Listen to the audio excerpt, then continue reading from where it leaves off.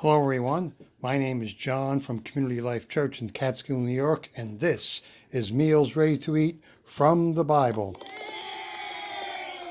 Please like, subscribe, hit that bell icon to get notified. Facebook, follow us, like us, and everybody, please leave a comment. Thanks. Hello, and welcome back. Today's episode is The World Does Not Like Your and Mine God-Given Destiny. The vultures of this world are out to destroy the destinies that God has given you, your God-given destiny. Now, we've seen how God gave Abraham, and as well as his son and grandson, Isaac and Jacob, a destiny they could walk out. Now, Abraham is our example. He's given to us for an example, and he's given a chance to live out the destiny that God gave him. So that's all part of his example for us, what we see. But once we see it, once we try to get this destiny, once we try to acquire it and live it out, we can get attacked. The natural world we live in will try to take from us what we are given by God, what we're trying to live for God, and we're trying to live for God. And we see this in the story of Abraham. It shouldn't be a surprise to us. Now, this is from today's passage, is from Genesis chapter 15, and we've already seen how Abraham, we're going to start with the phrase, how will I know?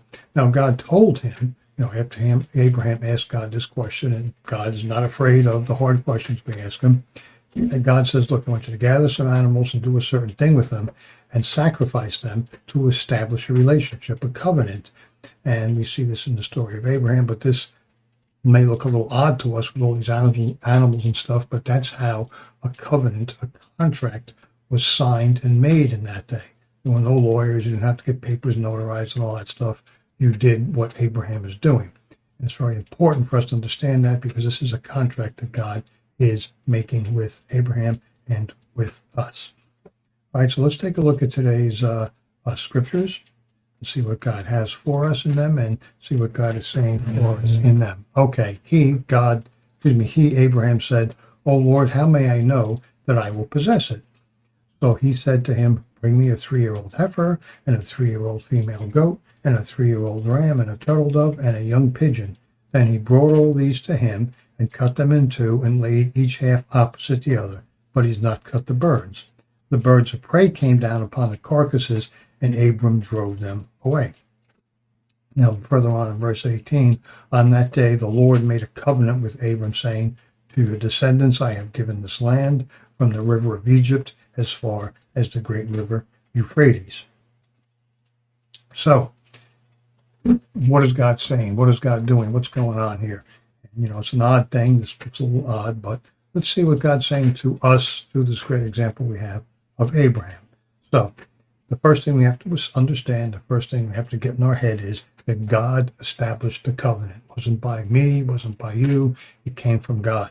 God made the contract. It's by grace. This is a good example of grace coming down and signing the contract with us. And this is how things were done at that time. Don't let the weirdness of it or apparent weirdness of it throw you. This is how a contract was signed in that day. The birds of prey, the vultures, came to take away the contract. They didn't want this to happen. They didn't want Abram to walk in what God had given him, and it's the same for you and for me. So Abraham had to fight to keep the contract, to keep the covenant. He had to chase the vultures away. And we must fight the world off as well. We have to do that by faith. That's our job. None of the powers of this world want you and me to walk out our godly destiny. They want to try and stop us. They want nothing to do with God, where we want to go and follow God. Our God has given us a destiny that is contrary to the ways of this world. There's a moral code, for example. There's things that God says, you will do this. You will act honestly, for example. The world, like these vultures, wants to devour what God has given us. They don't want to do this. They want us to all live for ourselves and do nothing, take no action that's not out of selfishness. God is telling us the opposite. Do stuff for God, do stuff for our brothers and sisters, serve in the church, for example. If we obey God, we will defeat the powers of this world that are out to stop us. It says this also in Genesis 15. Let me read this. Then Abraham believed in the Lord, and God reckoned it to him as righteousness. So living for God, obeying God, following God, living by faith is what turns us from nobodies into righteous people standing before God. That's what it means by grace through faith. So we are to be like Abraham, to be like Isaac, and to be like Jacob, to live by faith, not perfectly. We repent when we mess up, but we live by faith and we live our destiny.